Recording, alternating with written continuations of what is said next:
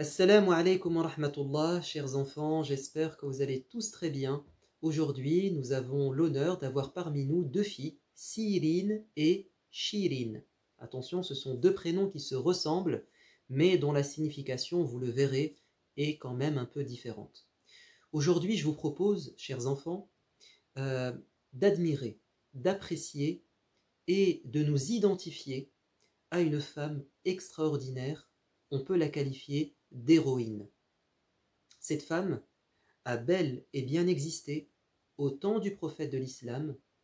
Elle s'appelle Ar-Rumaysa bint Milhan, plus connue sous le nom de Sulaym. Elle fait partie de la tribu des Khazraj de Médine et elle a été parmi les premiers à se convertir à l'islam avant même que le prophète ne vienne à Médine faire la hijra. Elle s'est convertie à l'islam, mais son mari, qui s'appelle Malik ibn Nadr, lui, a refusé d'adhérer à cette nouvelle religion. Au contraire, il la combattait et il était fermement attaché à la tradition de ses ancêtres. Il a tenté de dissuader et puis ensuite de pousser Sulaym à quitter sa religion, mais ce n'était pas possible. Sulaym était une femme extrêmement charismatique. Elle ne se laissait pas faire. Quand elle était convaincue d'une chose, on ne pouvait pas la faire changer d'avis. Et là, il s'agissait de sa religion, de sa foi. Il était hors de question de faire plaisir à son mari pour cette question aussi importante. Au contraire, elle a même enseigné à son fils, qui s'appelle Anas ibn Malik, qui avait à l'époque 8 ans, elle lui a même enseigné l'islam jusqu'à ce que lui-même devienne croyant.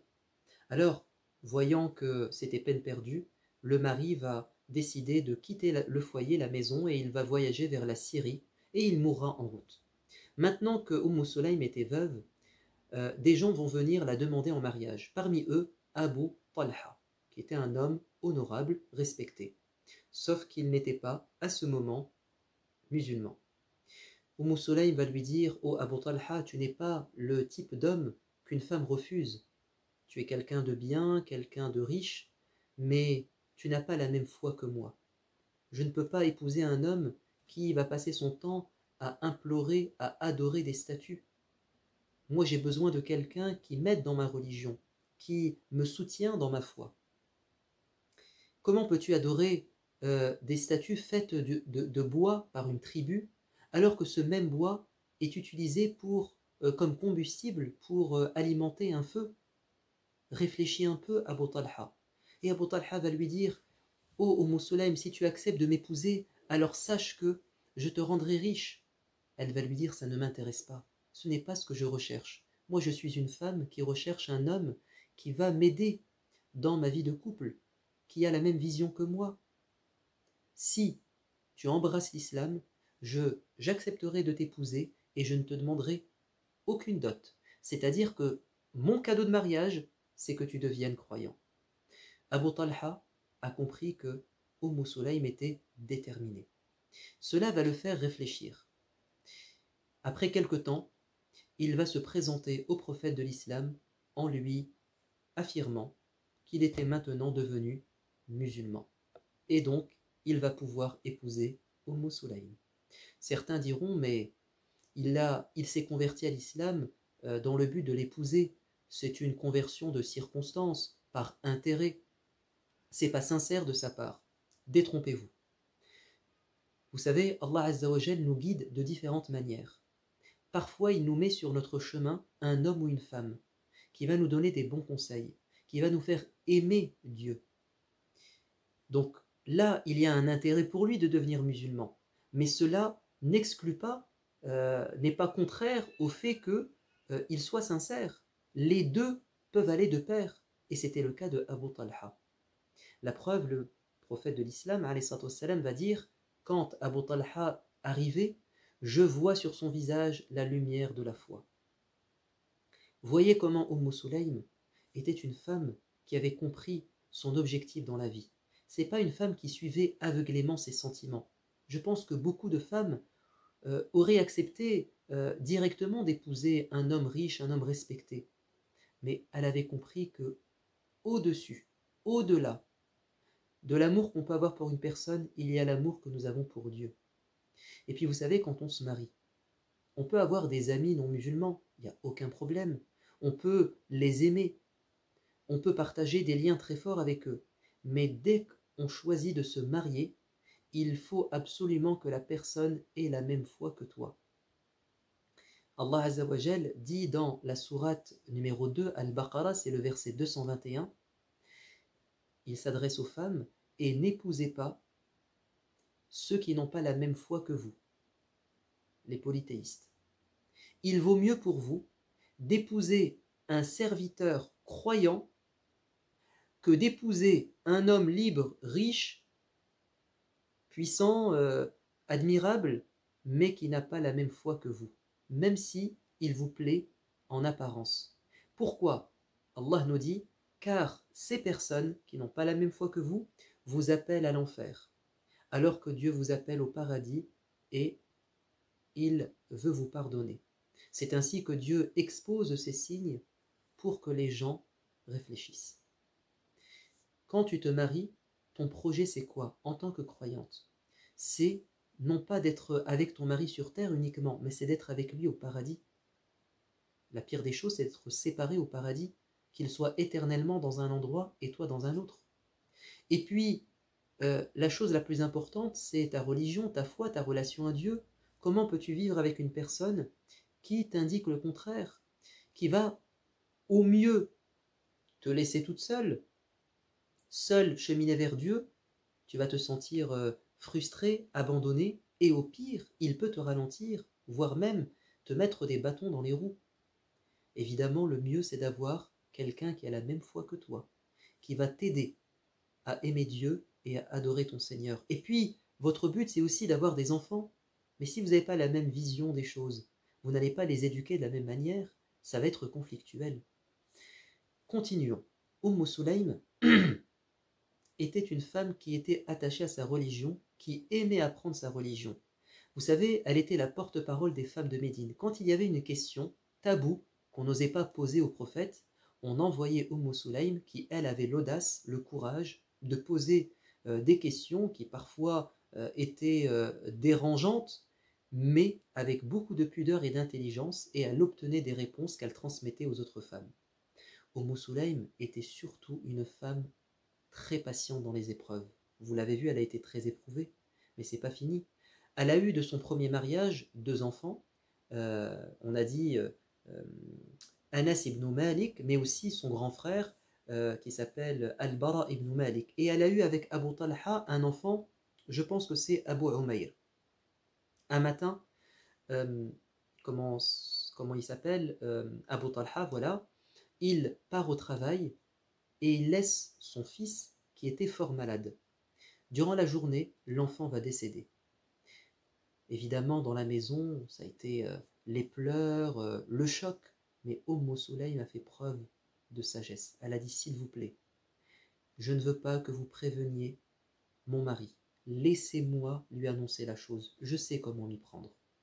Quand Abu Talha est rentré le soir, première question, comment va notre fils? Elle va lui dire, ne t'inquiète pas, il n'a jamais été aussi calme. Il est serein.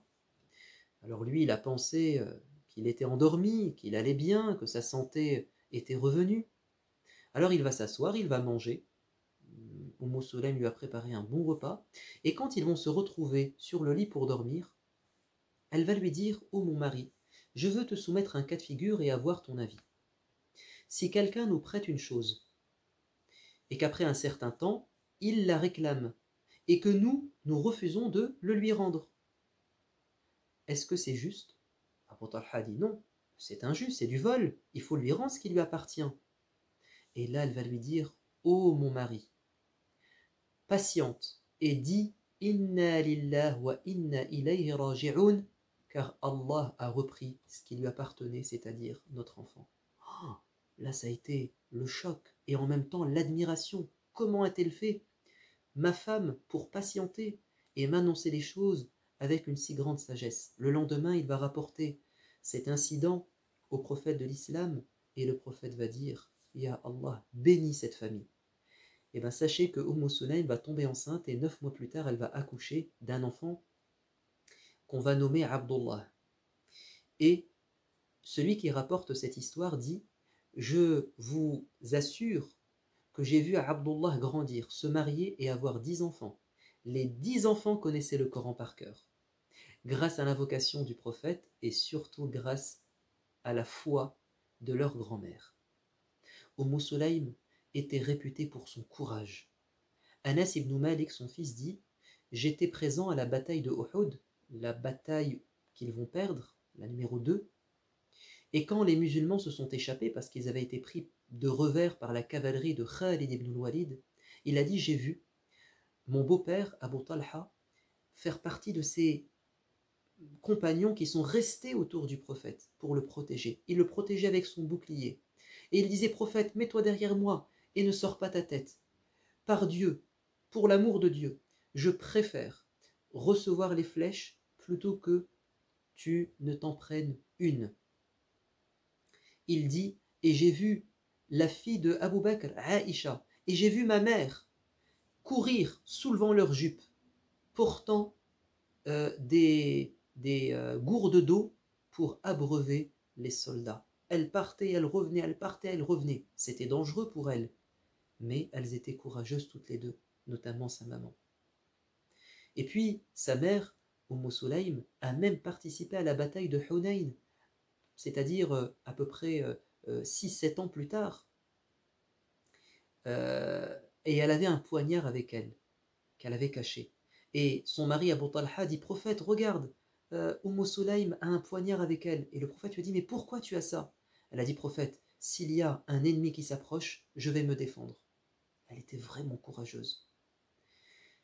Alors d'où lui vient ce courage? Il semblerait que ce courage soit héréditaire, c'est-à-dire que c'est une histoire de famille. Pourquoi?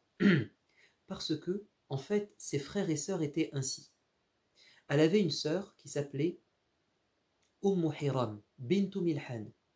Elle était très connue pour sa prouesse, ses prouesses et son courage. Elle participait aux batailles aux côtés des hommes. Et, et un jour, le prophète lui a rendu visite et il a fait une sieste chez elle et il s'est réveillé. Il avait fait un rêve. Il a dit: j'ai vu en rêve des gens de ma communauté qui viendront après moi, qui sont descendus d'un bateau et qui partaient au combat. Elle a dit: prophète, s'il te plaît, demande à Dieu que je fasse partie de cette armée de ces gens. Et cela va se passer, alors en quelle année? En l'an 42 de l'Hégire, c'est-à-dire 30 ans plus tard. Hiram va participer à l'expédition navale vers Chypre, donc on est du côté du sud de l'Europe, vers l'Italie, et elle va, à l'époque de Uthman ibn Affan, donc elle va descendre, ou de Muawiyah, je ne me souviens plus, bref, elle va descendre du bateau, et elle était à cheval, et elle va tomber du cheval, et elle va mourir, martyr, comme le prophète l'avait prédit, c'est-à-dire avec ces gens qui ont participé à cette bataille ou à cette expédition navale. Elle avait un frère qui s'appelait Malik al-Bara ibn Malik. Alors, je crois que c'est pas exactement ça. Il s'appelait Hiram ibn Milhan. Voilà, Hiram ibn Milhan. Hiram ibn Milhan a été envoyé par le prophète comme émissaire avec une lettre pour rencontrer une tribu qui n'était pas musulmane, et cette tribu va tuer cet émissaire du prophète, Hiram ibn Milhan, en lui lançant une lance par derrière en traître, et quand la lance va rentrer dans son corps, il va dire: Fustu wa rabbil Kaaba, j'ai gagné par le Seigneur de la Kaaba, c'est-à-dire j'ai gagné le paradis. Et Hiram ibn Milhan est quelqu'un que le prophète appréciait beaucoup. Sulaym va transmettre ce courage à ses enfants, notamment le plus grand, l'aîné, qui s'appelait Al-Bara ibn Malik. Voilà, Al-Bara ibn Malik, et le petit s'appelait Anas ibn Malik. Al-Bara ibn Malik était connu pour son côté chevalier. Par exemple, il a participé à la bataille à l'époque de Abu Bakr as-Siddiq, contre un homme qui s'est prétendu prophète, qui s'appelait Moussaïlim al-Kadhab, le charlatan, le menteur. Et il a motivé les troupes et il a dit arrêtez de vous enfuir aux musulmans parce que c'est une bataille très difficile. Il a dit Médine n'existe plus, il n'y a que le paradis, battez-vous.